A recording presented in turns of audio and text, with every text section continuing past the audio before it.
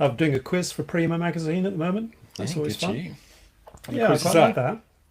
Halloween. So I know all about pumpkins. There's nothing you could ask me that I wouldn't be able to answer. I even know the name of a seed in a pumpkin.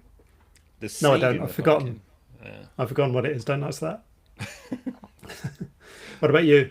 Are you doing photography still? No, that really died a death over COVID, really. COVID. So yeah, I mean, it was never much of my business anyway, to be honest. But that Fun though. absolutely finished it off. Yeah, I'm doing more podcast stuff these days, with like Cisco, and I just started a new one with an AI company. So yeah, Oh, that's quite nice. all that. I'm spending some of my time in an art gallery actually that's selling my stuff, Oh, nice. and because they like to have people on site doing stuff, I'm in there sort of one day a week doing stuff while people just pootle in and look at what's going on.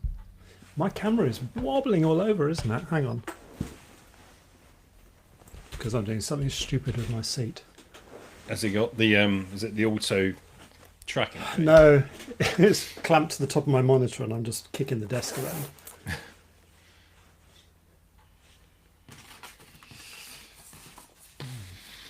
Right. I'm not sure if he's put us live or not. It says live at the top of the screen. Yeah, but that's... Oh, yeah. No, he has. People listen to us while we're rambling on about what we're doing in our day lives.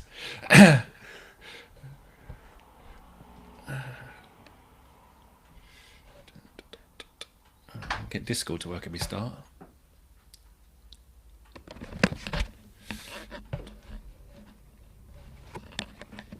Go away.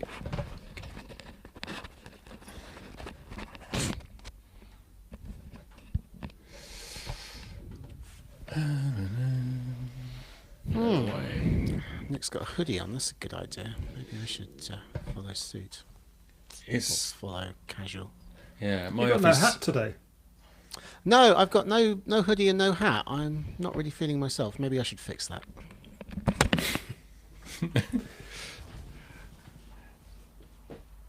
What were you about to say about your office, Barry? So my office is colder than it is outside at the moment, which is not pleasant. It's lovely here. Yeah, it's... 24 degrees in here and no heating on.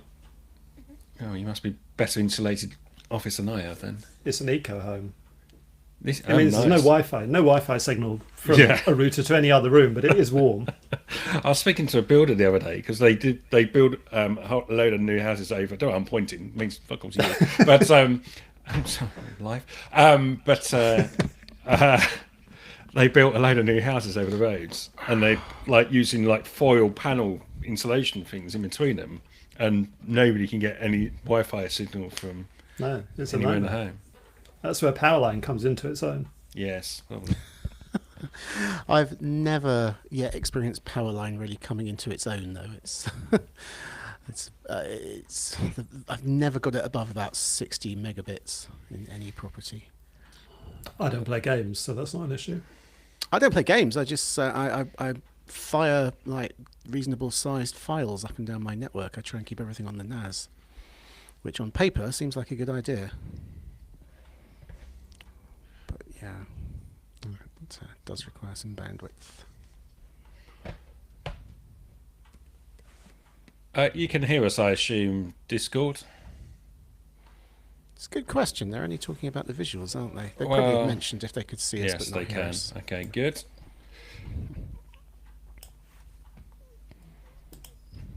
It's weird because I can see Nick fine, so different people must have different streaming experiences. Yeah. What are they saying about me? I've never They're been saying- on this Discord. They're saying you've got the Barry cam where it looks fuzzy. I'm soft. Yeah. To me, I look softer than you two, but Christ knows what's going on. Everyone looks beautifully sharp to me, except that Barry's got an artificial bokeh going on. Oh, yeah. I meant to... Don't know why I was experimenting with a video thing I was doing. It's not Too like there's a late now. beautiful floral background or No. anything. It's- So, that's part of the reason I was trying to blot it out.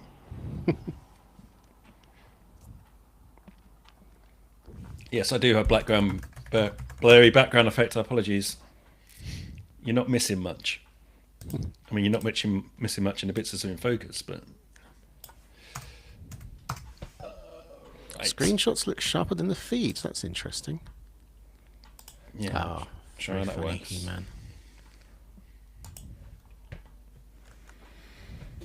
There's some chat going on in the studio as well. What's that?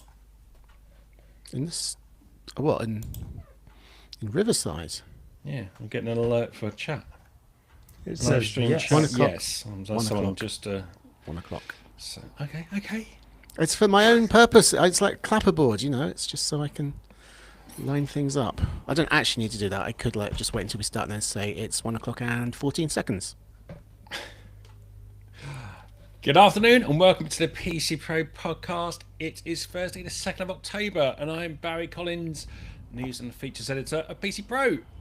Two fine gentlemen with me this afternoon, first of which being Nick Rawlinson, Hello, Barry. and the second of which is a man who sounds like he's under bombardment from the Russians, which is Darren Graham-Smith. Good afternoon. That actually wasn't me for once. I'm going to blame Nick. No, Oh, you must I have am- moved over to Essex. I am under the flight path, but that was remote, even to me. Fair enough. Okay, we are starting with you though, Darren, and Amazon and Google have been cracking out some new smart home gear.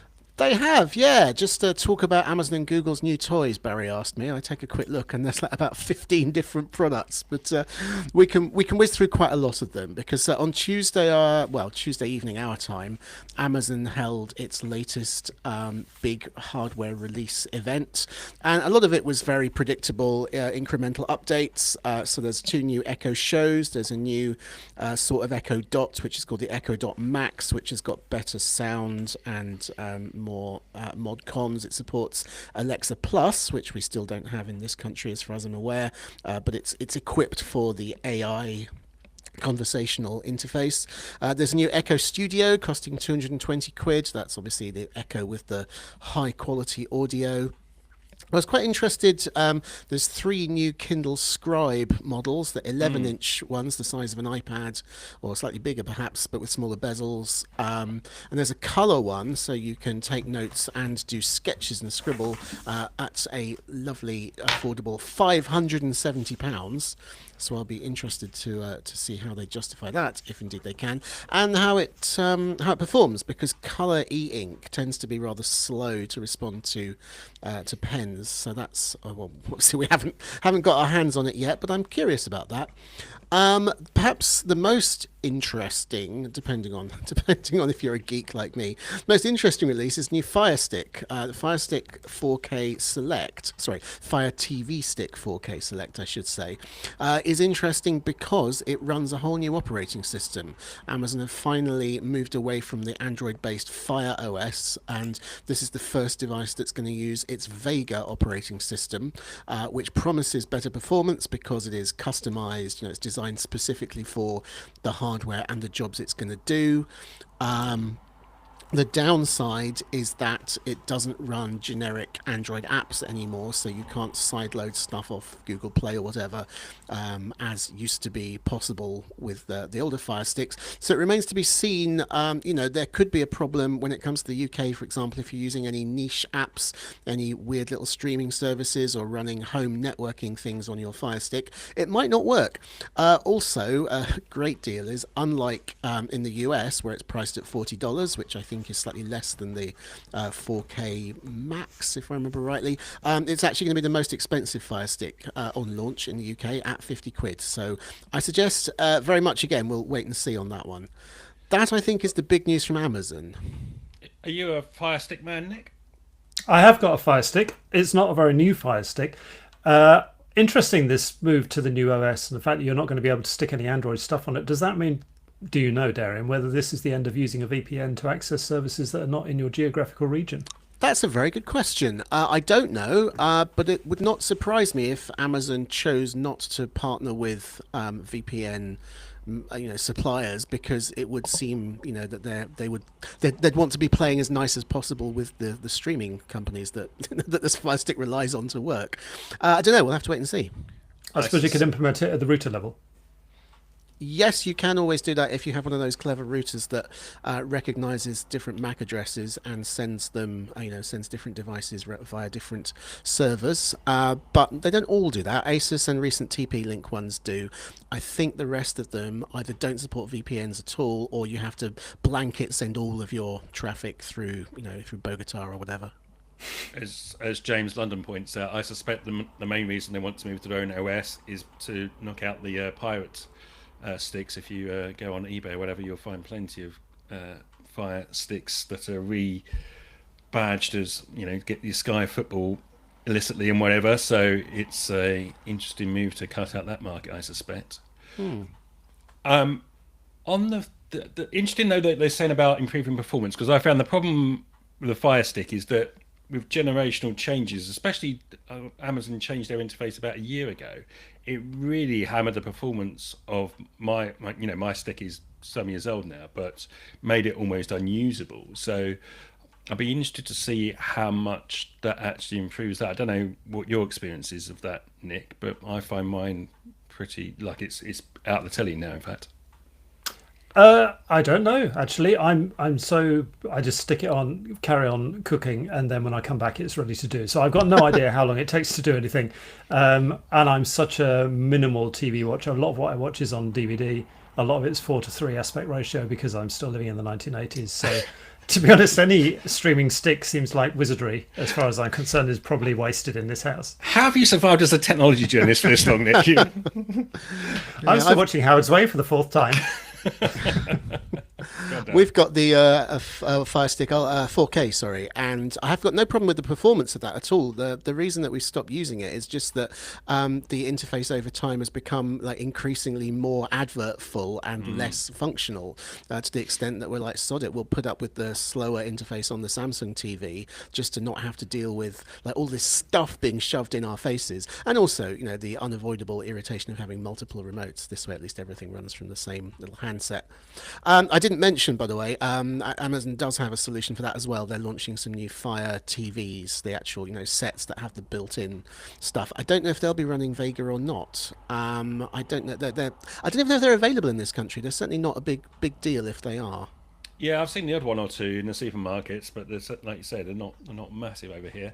Just going back to the Echo Show devices, are they talked any more about bringing the Amazon Plus service over here, the sort of enhanced AI version of Alexa? They haven't. I mean, I think they keep on saying it is coming, but I think the whole thing is dragging its heels a bit. And I know because I've had Nick on standby to write an introduction to it whenever it comes. And I think we've had to push that back again and again and again because Amazon keeps sort of suggesting it's coming soon, and still no actual firm commitment. Well, Nick won't get one for another 10 years or so you might have to push that back a bit further. Okay, so what did Google announce in retribution? Well, Google, I mean, so this is perfect segue because, yes, Amazon really seems to be going slow with its Alexa Plus service. Google stole a march on it by surprising me, to be honest. Probably this was on the cards for a while, but it seems to come out of nowhere with very little fanfare. Yesterday, there was a big press release saying Gemini for Home is now available. Google is rolling out its own AI to smart home devices. Now, very few of us, I think, are actually using Google Home smart speakers, but they have been out for 8 years now, I think, and they're saying that every device that has a built-in Google Assistant that you can talk to will be automatically for free upgraded to Gemini for Home. So you'll be able to to draw on the AI properly in the same way that you can interact with your phone, and say ask it questions that require not only looking stuff up on Google but intelligently, synthesizing information. That should be available, on your Google streaming TV if you have one, on your Nest Mini if you've got one. Hopefully, I'm assuming on Android Auto, which God knows needs a much better voice interface than the one it already has. So yeah, that's interesting. They're saying that early access is coming this month. I'm trying to find out if I can get that outside of the US, with a major rollout next year. And even more, perhaps interestingly, is to partner it. They're releasing a new smart speaker called the Google Home Speaker, which is, as they say, designed specifically for Gemini for Home.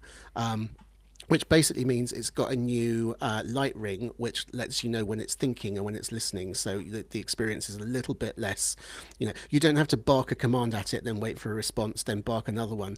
It's supposed to be more conversational. And one of the things they've said that's going to feed into that is you don't need to use the hot word, as they say, every time you continue a conversation. I don't know how you tell it to stop listening. They haven't advertised, it will know the conversation's over when XYZ happens. But yeah, so you'll be able to talk to it, have more of a back and forth. And the idea is that as well as being able to access information, it should be able to intelligently understand your smart home system. So one example that they gave was you could be upstairs and you could say, turn on the lights next to the stove, and it will know that if it's next to the stove, it must be in the kitchen, and so it will do the right thing. This also applies to cameras. There's a couple of new Ring cameras, sorry, not is Ring Amazon, I think, Nest cameras, and some other home security stuff that's going to use AI to give you richer notifications. So rather than saying person detected, they gave the example, USPS delivery driver has placed a package on the porch. Which is all pretty good stuff. Those advanced features are going inevitably to cost money. There's a new Google Home Premium subscription starting at $10 a month, although if you've got AI Pro or AI Ultra, it'll be included. But I was, it's not as bad as I feared, because the basic stuff, like I just described, the asking questions or the controlling your own smart home, it looks like that's all going to be free, basically, just included in the ongoing service of smart speakers and smart devices. So, half a cheer for that. I've got looking over my shoulder because I had a Google Home speaker, and I don't think it's been plugged in for about 2 or 3 years. I've sort of given up on them as an ecosystem. Nick, anything googly in your house? I've got 2 Nest Minis, and I like them. Actually, I like the voice. I like the way they're really little puck devices that can be hidden in a corner somewhere. I did have an Echo Show on my desk. That's gone. I don't know why I'm pointing at it. It's not longer there. I've got various of the Alexa devices around the house. And, they all work perfectly fine, but I just tend to enjoy using the Google one more. I like the weather forecast that I get from the Google one, and half of the time I'm asking for something, it's whether I need to be wearing a hat to go out the house. So the weather forecast is pretty important for me, and I just tend to like it more on Google, so that's why it's still there. Fair enough. I use Alexa for lights. Does the idea of a sort of more enhanced, smarter Google enchant you? No, it doesn't. I'm not... It's always nice to have an answer on tap, isn't it? But I also quite enjoy still finding stuff out for myself. And so I'm not as bought into AI, I don't think, as some people are. So also £10 a month, when you're also paying for 15 other subscriptions, suddenly life is getting very, very expensive. And I'd either have to think, well, I'm not using this enough, I'll switch it for an AI subscription. Or in fact, I do pay for an AI service, but not one that I speak to. I don't know whether I want to. I'm going to stick to the one I'm on. What one do you pay for, Avin? Well, I'm paying for ChatGPT. Okay. Yeah. Which I think is probably the one that most of us are Yeah. sending our money to at the moment, aren't they? I find myself speaking to that increasingly because I just find that chat mode actually a lot easier than banging away with your thumbs a lot of the time. But there's just me. Okay, so those devices. So Culture Gaskas said that 30th of October will be the earliest preview testers get to try the new enhanced Google Home AI. So keep an eye out for that if you're on the early tester list, as he seems to be. And if there's anything else to say, unless there's anything else to say on smart home stuff. Well, no, I mean, it's all at the moment just like this looks good. Let's or this looks rubbish. Let's wait until we can try it. I'm afraid it's all like it's all jam tomorrow at the moment. Yeah. Okay, doke. Let's move on then. And Nick, Spotify. We're talking of AI. Spotify's announcing an AI crackdown. I apologise about that tractor that's gone by. That's probably what you were hearing when you thought it was Darian being bombarded. AI is cracking down on. Spotify is cracking down on AI. There are various problems, it would appear, that it's looking to tackle. One is spammy tracks. Apparently it's removed 75 million of them from across its platform in the last 12 months. And there are benefits to bad actors in uploading spammy tracks, in that obviously the more they get paid, the more they get played. No, other way around. The more they get played, the more the bad actors get paid. And spammy tracks could be anything from a track that's not really by the artist that it claims to be, that's uploaded to the artist's space. It could be a track that's already there that's been shortened, because obviously then you'll listen to more tracks during a listening period. It could be unauthorized vocal impersonation. So Spotify is putting in various measures to try and tackle all of these things. And obviously it's got an interest in doing that. There is a pool for paying out royalties, which has increased tenfold in 10 years, from $1 billion in 2014 to 10 billion last year. And if this is being split, not only between the proper people, the ones that have actually earned it by making a decent track, and the spammy people, then obviously there's a bit less money to go around to everyone. So it is beneficial. Another thing that it's doing at the same time is working with various other people in the industry to actually come up with a way of marking whether and how AI has been used in the production of music. So it's not going to be binning it all together, and it's not going to be saying that there can't be any AI involvement in any of the music that's on the platform, but it does want to make us as listeners more aware of what the involvement was. And by doing that with other streaming services across the industry, hopefully we'll have a standard reference that we can all understand by, whether we're on Deezer or Spotify or Apple Music or whoever signs up to it in the end. Yeah, I see a lot of complaints online about the amount of spammy AI tracks on Spotify, and I've never come across it myself. Is it something you two have come across? Not at all. No, I have to assume that you'll come across it if you sign up for for curated playlists or auto-generated playlists or something like that. I only use Spotify very much as an on-demand. I specifically want to hear this thing, and so far, no one's actually put up, as I'm aware of, a fake new track purporting to be by an artist I'm interested in. So it hasn't hit me at all. But I can picture it could be an irritation for those who really trust the algorithms. Is it bothering you, Nick? No, I use Deezer. I imagine that all of the services are getting hit at the same time, but it's just, Yeah. I mean, I do listen. I quite often listen to those automated playlists, and I've never come across, at least that I'm aware of, a track that appears to be AI generated, unless it's superb. They all sound reasonably genuine to me. Maybe it's just a kind of crap 90s indie I listen to. It's very hard for them to rip off with an AI. So YouTube, Spotify is moving away from AI. YouTube seems to be running full length towards it. Yeah, details on this are really slim at the moment. I went back to the original announcement because it's been reported in various places, and the actual announcement runs to 3 paragraphs, one of which is 2 lines long, from YouTube Labs VP Aparna Papu. Basically, the Labs is working on AI radio hosts for the YouTube Music app, and they're going to be able to deliver things like fan trivia, relevant stories, and fun commentary based on the music that you're listening to at that moment. It's gone live for a limited number of US-based listeners. It's called Beyond the Beat. And looking at screenshots from those who have had it, it seems that you can opt out for an hour or for a day once you've enabled it, but there's no way to opt out of it altogether other than opting out of the trial.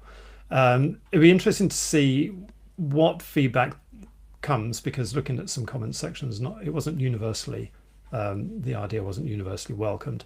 It'll be interesting to see what feedback they get and how they build on it as a result of that feedback. Personally, I don't think it's the kind of thing I want, because I could just turn on the radio if I want that kind of thing. If I'm listening to a streaming service, granted there may be a few adverts in there if I'm not going to pay for it, but otherwise I just want the music. Yes, I mean, Spotify has tried this for a while. It's got its own XDJ that I've tried it repeatedly over the past year or so, and it's never really grasped me. It's quite good at curating stuff. You go, hey Barry, these are tracks you were listening to in 2016, and plays 3 tracks, and it's all right, but I've never really seen the point of it. Darren, are you enamored by AI DJing? Well, in principle, no, but I feel just like looking at the promise of having some trivia and some background about the music kind of mixed in with the music actually does appeal a bit. I mean, I quite like, I like to listen to non-fiction podcasts and things. I like to kind of get some new information and learn something, or at least feel like I'm expanding my brain, rather than at this point listening to 90s indie for the 100,000th time. I mean, there's really very little more that I'm going to extract from hits by Suede or Cast or whatever. But Sorry, some kind of like What is drag going on racer has just today? gone by. I don't know. Yeah, there's very little extra information I'm going to extract by listening to those tracks yet again. But I am interested in the bands and the story and the period. So, in principle, I wouldn't mind giving it a try. But what I'm concerned about is, is an AI really going to understand what I want to hear and when I want to hear it? Obviously, a real radio DJ will hopefully have some experience of intuiting what the flow of the program and what the audience is ready for when they're ready for it. Not drop anything too heavy in the wrong time, not interrupt your songs, and it's all going to be in the implementation for me. Well, it's funny you should say, because Rediffusion on Discord says, I'm waiting for small radio stations to use that tech, particularly in the small hours. I think you'd struggle to notice with many of the radio stations that I hear in the car occasionally. The Culture Gaskus says the AI DJ is okay, but I wish you didn't talk low. I was like, I see. He needs the curation, I presume. Yeah, is that rather than the voice. Yes. Okay. Well, unless there's anything more to say on music services, that's chunter along. Go on, Nick. Go on, like you were going to say something. Well, I just think these services have got a lot of information that they could be delivering to us. And I think what does it really well is something like Top of the Pops 2, where you've got those captions on the screen, the music just carries on, there's no speak, but you can find out the information if you want. And I think that would deliver what Darian's after, but you are obviously going to have to look at the screen. But how many of us are sitting at our desks working all day with these things running in the background anyway? If you just pop up a browser window and the information's there, I think that's how I would rather personally access it. And yet my kids all sit there with a phone in front of them with Spotify video, just watching it.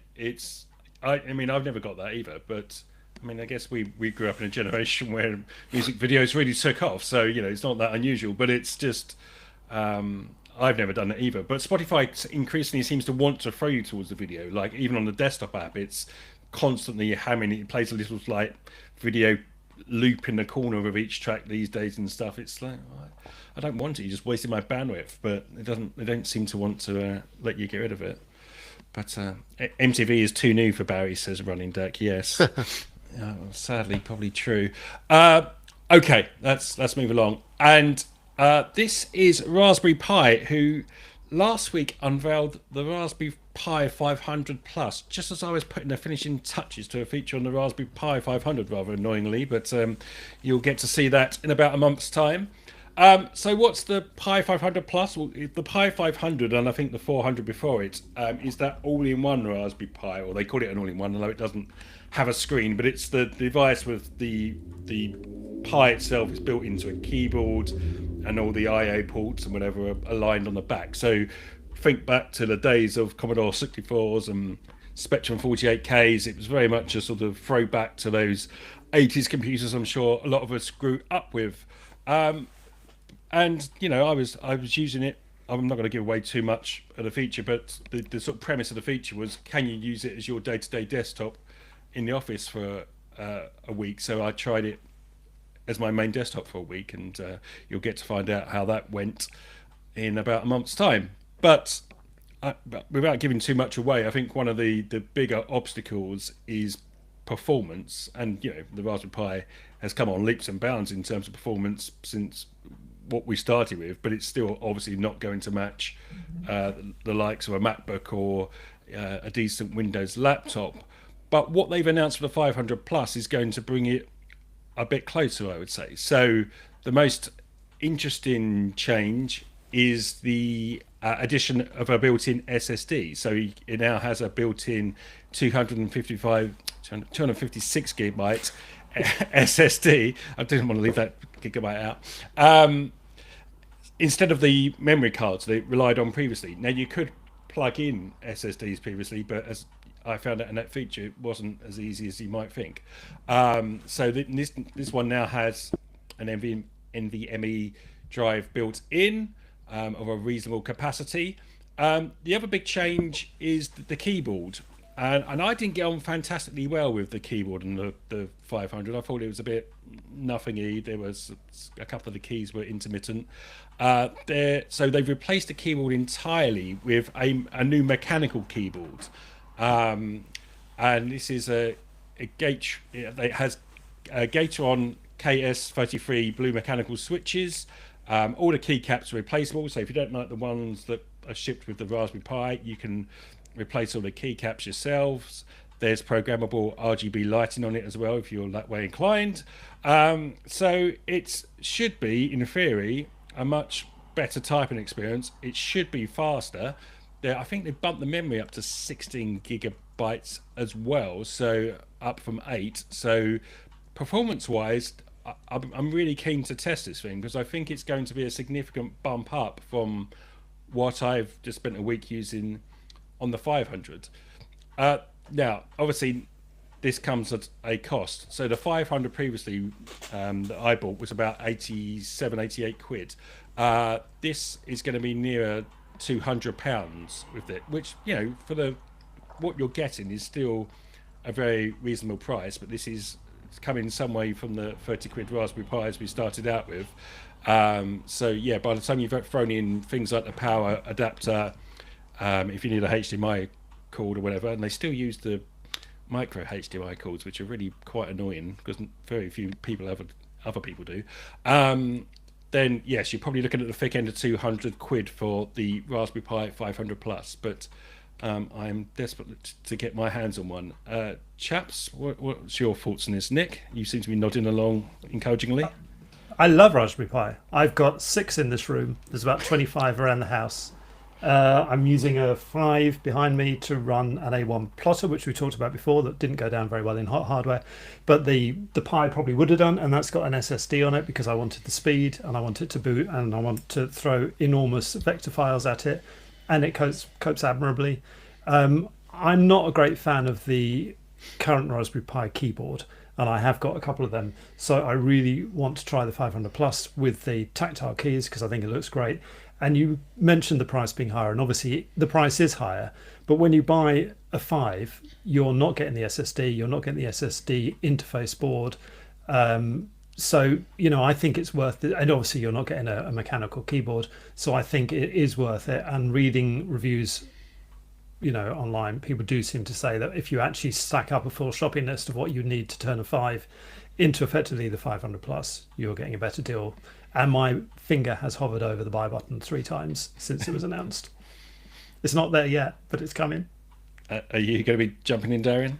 I really want to, but I just can't quite justify where it would fit into my life. I mean, it feels, you know, I just kind of want it because I like so much about the idea, but I don't think it would actually get any use.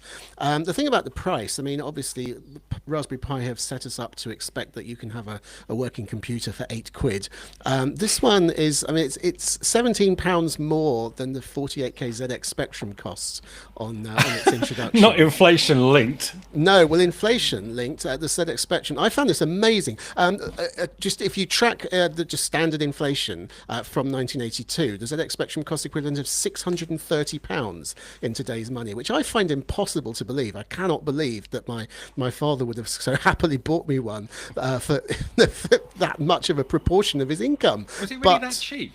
Yeah, it was 175 for the 48K and 125 for the 16K version. Either that or Wikipedia is lying to me, which can happen. But no, I remember it being less than £200 because it was a big deal that it was like half the price of the Commodore 64. Yeah, because anyway, Commodore 64, I remember my dad getting it at $399. That sticks in my memory for some bizarre reason. Yeah, that's right. Well, that was over a grand equivalent in today's money. It's crazy. So although, yes, it is expensive by the standards of Raspberry Pis, you're getting an unbelievable amount of stuff for your money. I really wish that my daughter were more interested in kind of, you know, desktop computing. She is kind of into it, but she really, she's more into mobile form factors. I think the idea of something where you actually have to sit down and have a monitor on your desk seems incredibly archaic to her and to her generation. So I don't think I can justify it, but looking down the spec sheet, there is nothing about this that I don't like. I tell a lie. I don't like the fact it's still using Wi-Fi 5. I think that, it would be nice to at least go up to 6, which has many benefits. But really, that's a small complaint about something that costs less than most of the routers I review.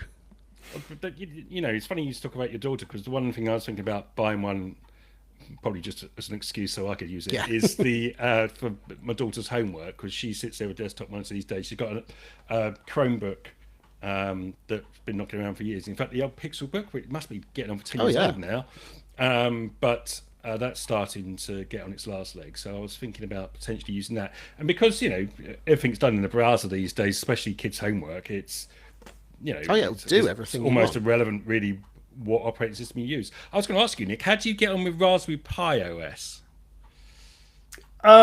In what sense? I just find it sits there in the background and doesn't get in the way. It does everything that I need it to do. You can program in it. You can use Inkscape in it, which is what I use most of the time.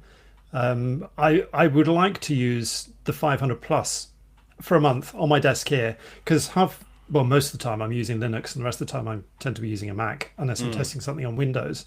So I just want to know whether I can shift all of my Linux use over to that.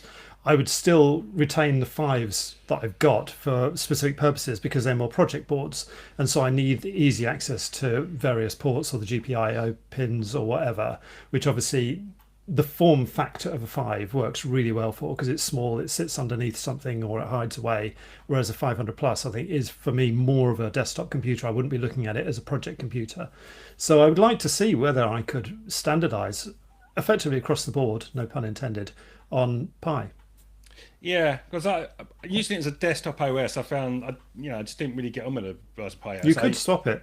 Well, I You did. don't have to use it. I ended up installing Ubuntu onto the Pi. So I was looking for Mint, but they don't do an ARM version of that yet.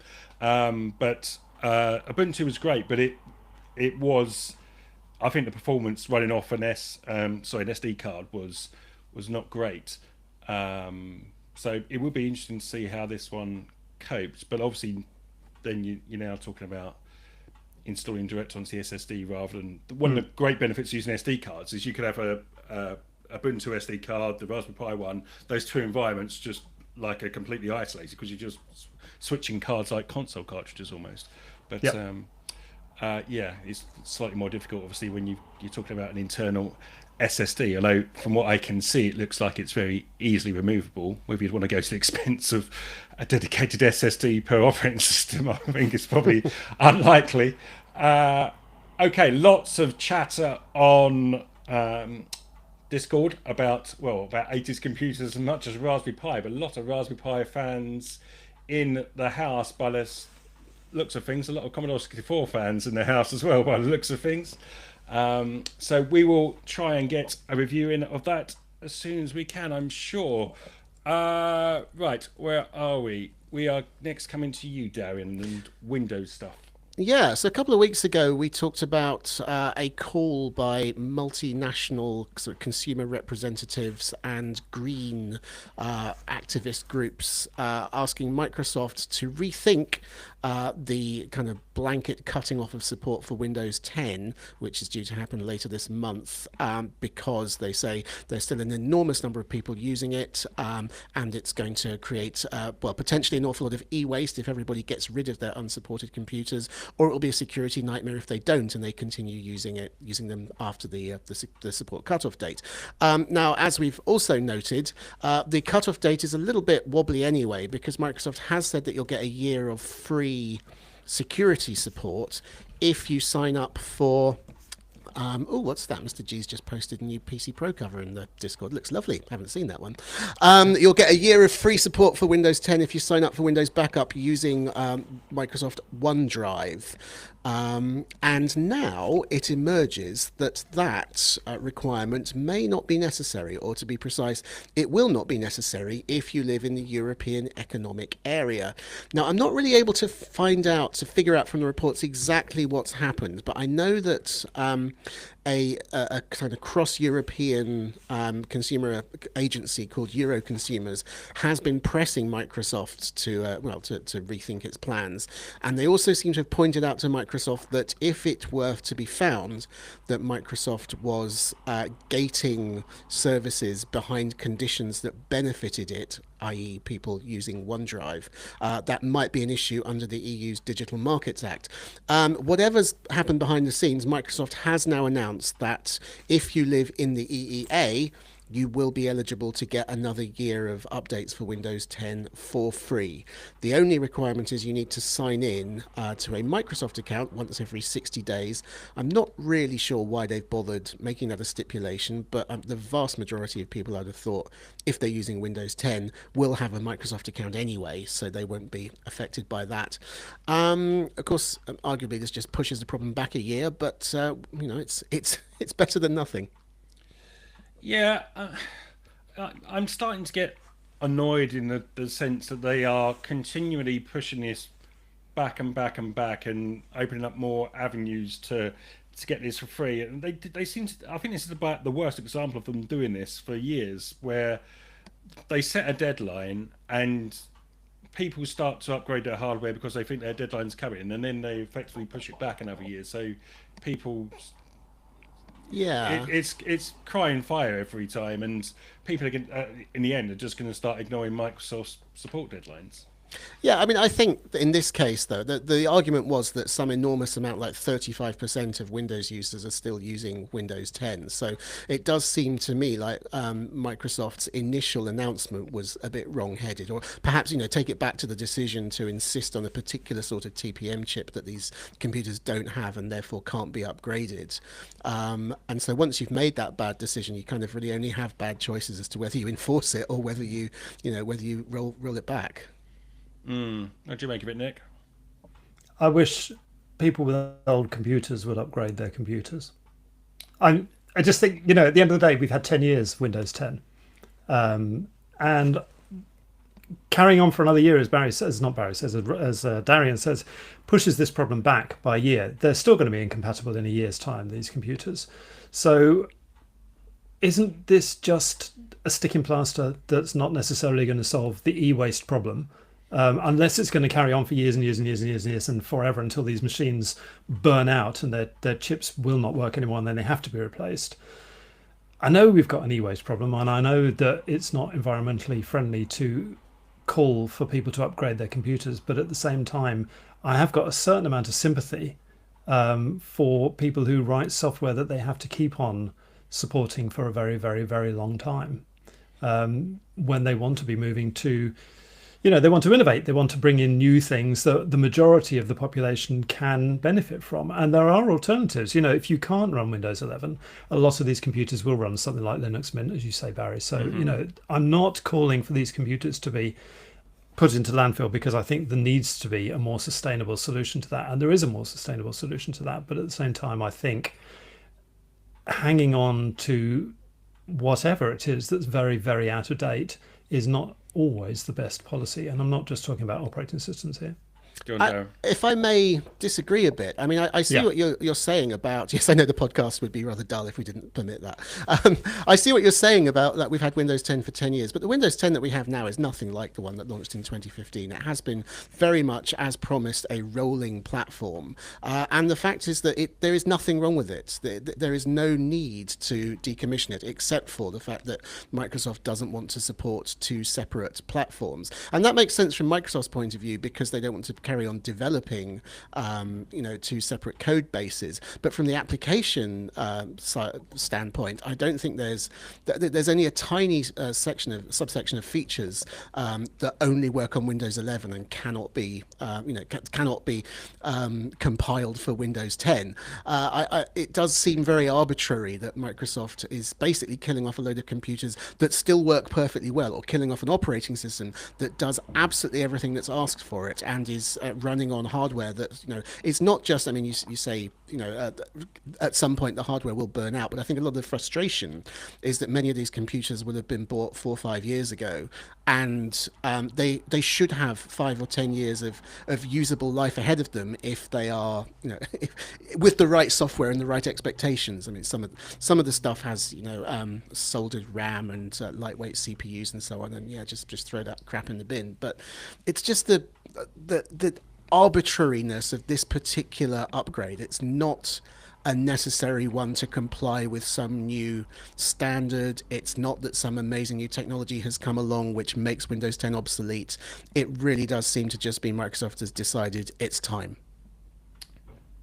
James Clark on Discord, rather backing up your point, Darian, says a friend bought a Dell 4 years ago that can't be upgraded to Windows 11.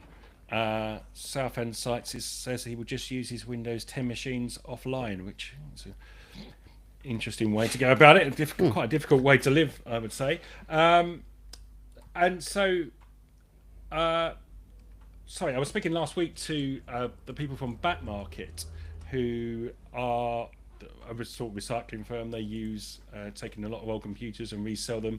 And so one thing they're doing at the moment is called this £99 compute box, where they are taking in machines that would be that don't meet the Windows 11 requirements. I think one of the first batches is ThinkPad T40s from memory, but don't quote me on that.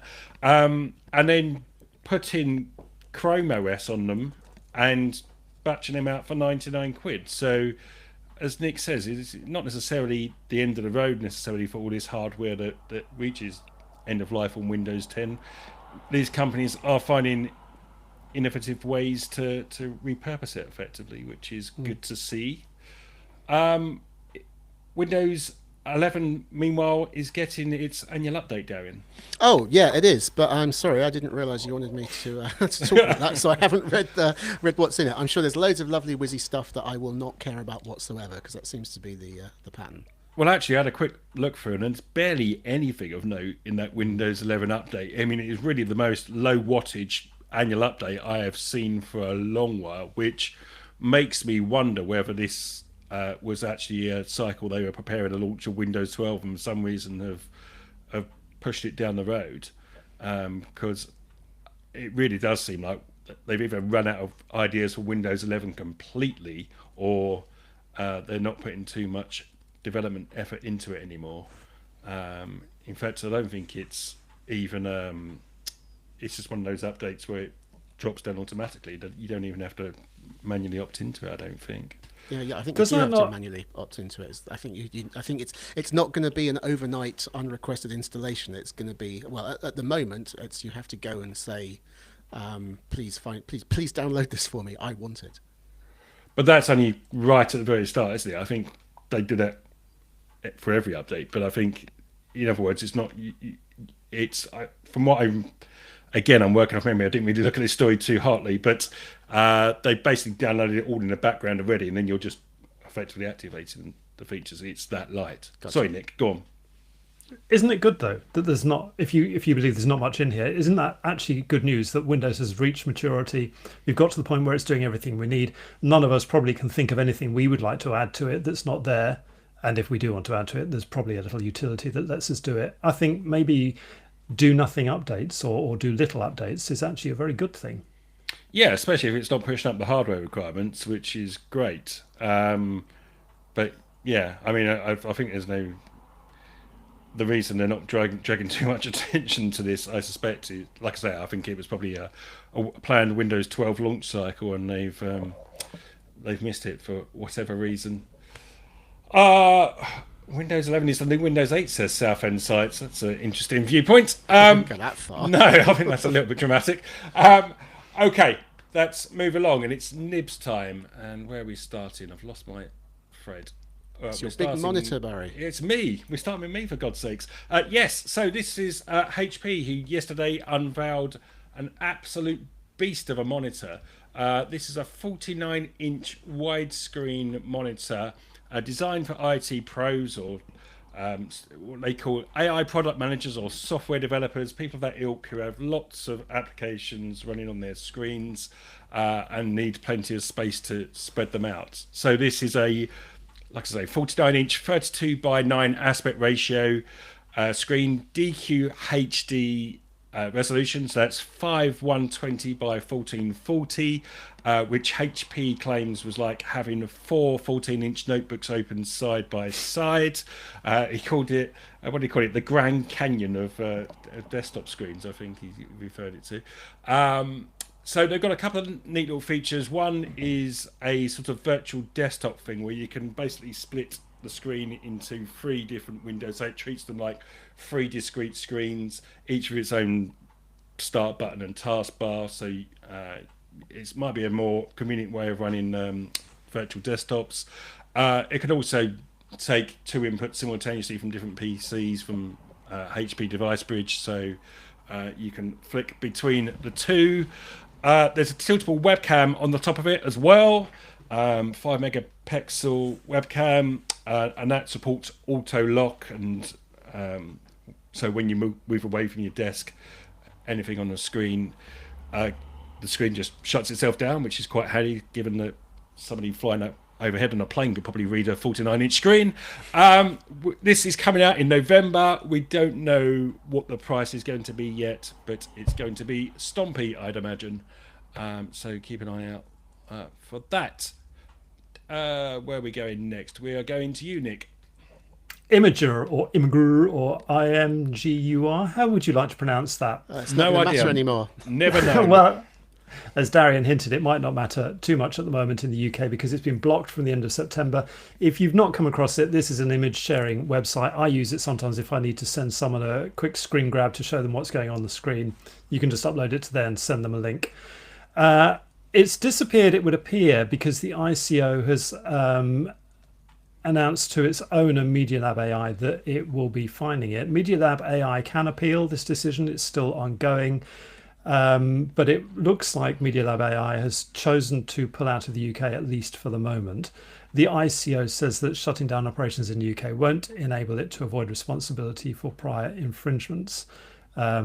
This actually comes on the back of something called the Children's Code, which the ICO is championing, which came into force in 2011. That means some services are no longer serving ads to under 18s and others are turning off personalised advertising, which sounds like a great deal for me, and I might go and create my accounts saying that I'm 16 years old so I don't get the advertising or the personalised advertising on various other websites. You want to see what you get thrown at you if they think you're 16. That's final ones with you, Darian. Yep. End of last year, there was a big court case between ARM and Qualcomm. Qualcomm had bought a chip, a processor design company called Nuvia, and in so doing acquired some licenses to use ARM chip designs. ARM sued them, saying, wait, no, those were only licensed to Nuvia, not to you. Qualcomm won in court. There's now been, is it an appeal or a further argument? But anyway, Qualcomm has won again. So basically that whole chapter, which I'm sure we've been following avidly, is now over, and Qualcomm can definitely and definitively use the ARM designs that it acquired with Nuvia in future chips, and indeed in its current chips, which it has already done. Nice one. Now, someone earlier in the Discord mentioned that we have a new issue of PC Pro out, and which was a lovely nudge for me to remember to actually plug the magazine for once. So this issue that you see on sale today, the cover has best mini PCs ever blasting from it, and this is a roundup of 12 mini PCs. I can't remember who wrote it off the top of my head, but a roundup of lots of very small, very compact PCs. Talking of monitors, there's Tim is reviewing the BenQ's monitor design for coders. That's in this issue. There's a tiny AI workstation in there as well from HP. They just released another one of those yesterday as well that was running on the Blackwell processors. So lots to look out for in the reviews and lab sections.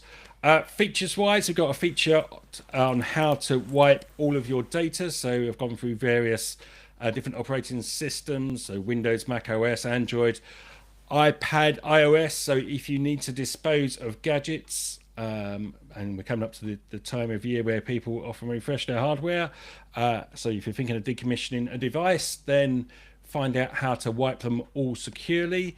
Tim also did a lovely roundup of the best of IFA, the IFA show. So he's got 29 different products that he discovered in Germany while he was out there. Where's he? He's in America at the moment, isn't he? Doing something with Intel, I think. He said he was in Hawaii last time I spoke to him. I wondered if we'd misread the invitation from Huawei. Darren, was there anything in your section you want to talk about? Build a home security system for 20 quid? Was that in this Nick. issue? Yeah, Nick wrote isn't that. it? Yeah. Go on, Nick. What did I write? Build a home security system for under £20. What was all that about? The brief said do not use Raspberry Pi because obviously Darian knew that Darian knew I was going to head down that route. So Darian lent me one of his off-the-shelf streaming cameras that comes with an app for using on your phone, and we actually looked at not using that app and instead using it as a platform agnostic streaming device that you can look at from anywhere on your home network by accessing the feed directly. I think we actually ended up using Docker, excitingly. Cool. All right. Well, there's all that in this month's PC Pro, plus the regulars. John, great column from Lee Grant this month, by the way. That's well worth a read. So that's out today. Go and pick yourself up a copy if you're not already one of those lovely subscribers. And let's move along to hot hardware. And this week it's with you, Nick. Yeah, there was some disgruntled voices when I mentioned this is a potential hardware. I'm going to show the people who have camera access, so whether you're on YouTube or you're watching it live, whatever. It's a called a Hymont Kids Camera Instant Print. It's £33.99 at the moment, but there's a voucher you can get it for £29 something on Amazon. This, unbelievably, is the black version, even though it seems to have a white case. It comes in so-called black, blue, pink, and purple. Around the back, I'm going to turn it on so that you can see the screen, and I might hold it close to the microphone as I do so because it's got the. Did you hear that? Isn't that lovely? All cameras should do that. There's a 2.4-inch screen with some very friendly graphics on the back. Inside, it comes with a 32 gigabyte memory card. It's got lovely chunky buttons, and the reason obviously is it's designed for kids. It's for 3 to 12-year-olds. So you may ask why I own one of these cameras, and it's because it just looked fun. So in the run-up to Christmas last year, and obviously we're in the run-up to Christmas this year, which is why I'm promoting it or championing it. I earn no money off it, obviously. I thought it would be a great thing to take to Christmas parties, and so it turned out to be. Everybody was passing them around. We had far more fun with this camera than I've had with any camera in years. And what's best about it, I'll demonstrate. I'm going to go into the photo mode, and I'll do me. There's a very tiny, where's the button? There, very tiny screen on the front for seeing what you're taking a picture of. And it prints onto effectively till receipts. Look at that fine figure of a man. It prints onto till receipts, so it's thermal. There's obviously no nasty chemicals, no need to fill up any ink cartridges. I bought 15 receipts, each of which can do between 80 and 90 pictures for £8.99. 15 rolls rather than not 15 receipts. Because it's made for kids, obviously it's dead easy to change them. You just slip open the bottom and the roll drops out onto the floor. It charges with USB-C. I have plugged this into my Mac and it didn't actually mount the memory card, but I don't know whether that's my specific instance. Maybe I was using a cable that it didn't like. But I have been taking the card out when I've wanted to look at the pictures on the computer. Now they're quite interesting because they're 4032 by 2880 pixels, which does not match the aspect ratio of the prints. So when you actually open them on the computer, they are slightly horizontally squashed. So you end up looking a bit taller than you actually are in real life. And some people might, shorties might like that. And I love it. As I say, it's just, it's not the best quality camera in the world. The prints will fade over time because I've got some from last Christmas that are starting to fade. But as far as I'm concerned, photography should be about fun. Everyone loved taking these pictures home at the end of parties rather than just having a phone full of pictures that you're never going to look past because you're scrolling trying to find a picture of your car or your cat or something to show people. And 33 quid, I've had at least £33 worth of fun out of it, probably 3 or 4 times that. It's not come out as much during the year because obviously I didn't take it to Paris with me and shoot a holiday on it. But for going to events and parties and dinners, I love it. How many prints do you get out of the cartridge in the device? Well, there's no ink cartridge. It's thermal. So it's completely thermal. So there's yeah. So it just works like right. When they come with the tap to pay machine at the table in a restaurant. My apologies. How's the quality of the digital pics that you can get off it? When you've downloaded them? Yeah. they could be better. Is it colour or is it? Yes, it's color. Yeah. I would still personally be taking pictures with my phone that I want to have as digital pictures. For me, this is a device for having fun. It's an icebreaker. It's just good fun. I just love using it, and then probably forgetting about the pictures. I'm not really interested so much in the digital versions of the pictures. I just want to have fun with friends, and we tear the pictures off. There's something really nice and tactile as well about ripping the picture out of the thing and just turning it off on the little teeth. So in the most positive sense, it's a toy. Yes, it's designed for 3 to 12-year-olds, and there's a 52-year-old owning one, and he's loving it. It was quick as well. I was amazed how quickly that spat out. Like, given the old days of Polaroids and wanging it away for sort of 3 or 4 minutes to actually get a picture to appear. It's, I mean, I know I shouldn't be that shocked by thermal printing. Have you been to a shop? Yeah, I know. I mean, they don't often print pictures, do they? They're printing receipts. Anyway, I'm going to stop talking because I'm talking myself into idiocy. So I'm going to set the poll live on Discord. So if you're listening live on Discord, you can vote whether it's hot or not. Now, Darren, do you have any other questions, or should we go straight to Not, voting? as they say, a question so much as a comment. I mean, this is all very good and lovely, but I can't believe you didn't tell us. I've just shared a picture in Discord that you can also get one in the shape of a pink unicorn. And there's a green dinosaur as well. Yeah, there are lots of different takes on this kind of product. They're not all from the same company, but the reason I went for this one, I'm holding it up again for those who are just listening on audio. The reason I went for this one is it has an air of old land camera about it, you know, those old classic Polaroids, because it's got the this big round lens fitting in the middle, which amusingly, obviously you can't fit a lens to it, it's a fixed bit of plastic, but amusingly on the listing online it says it's Canon EFS compatible. So I'd love to try and put a proper lens on it. Really? Might need an adapter, yeah. The reason I bought this one is it looks like a Polaroid camera. It's even got a little sort of some rainbow stripes on it in the style of Polaroid. Yeah, I see don't it. think a unicorn is really me personally. No, but I'm just thinking. I mean, I fear we might be at a stage now where the 3 to 14-year-olds might not even understand, might not even know what a Polaroid is. They might course they won't. resonate for them. Well, they pick up a lot of stuff from from media. I mean, everything they watch on TV was made in the past, so Is there a be Polaroid in surprised. Stranger Things? I could imagine that'd be the kind of era that Yeah. I haven't watched Stranger Things, but is that the era where Polaroids appear? You don't want your 3-year-old watching Stranger Things. That's All right. Anyway, that was all I had to say. Okay, so are you hot or not, Darren? I am hot. I'm a little bit disappointed that it seems like it wouldn't have cost very much more to put a better sensor in it, so you could have a nice digital record as well as the fun, immediate tear-off thermal print. That would have made it something I would really seriously consider buying for my daughter.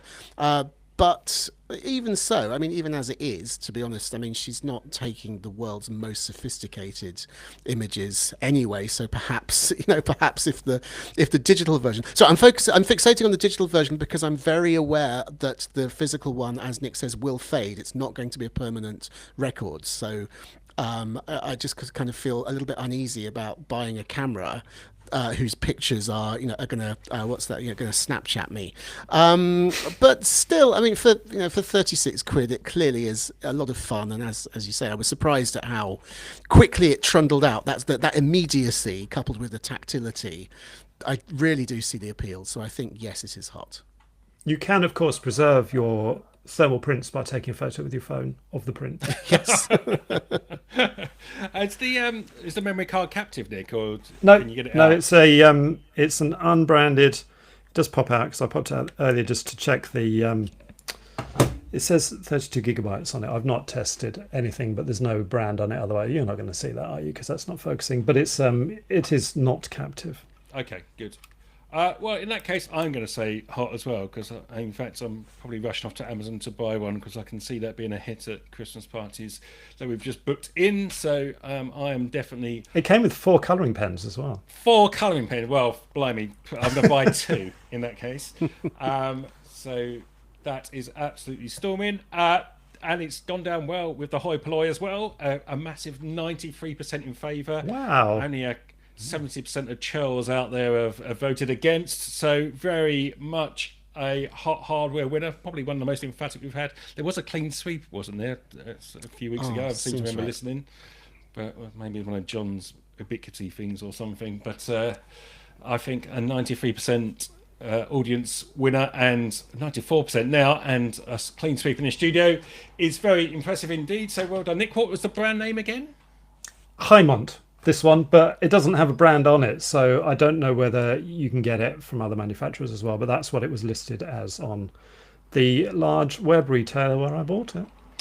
Probably trying to avoid the letters from Polaroid. Anyway, thank you very much for joining us this week. We will be back again at the same time, 1 p.m. next Thursday. Until then, goodbye. Bye. Bye. Beautiful. Thanks, everybody. A lovely, interesting podcast. And we've come in under the hour. Always under the hour, me, Darren. You know, I'm good with time. And it does help having 3 people rather than 4. Yeah, that also does help, yes. All right. I shall head off and edit this. Bye for now. Cheers, chaps. See ya.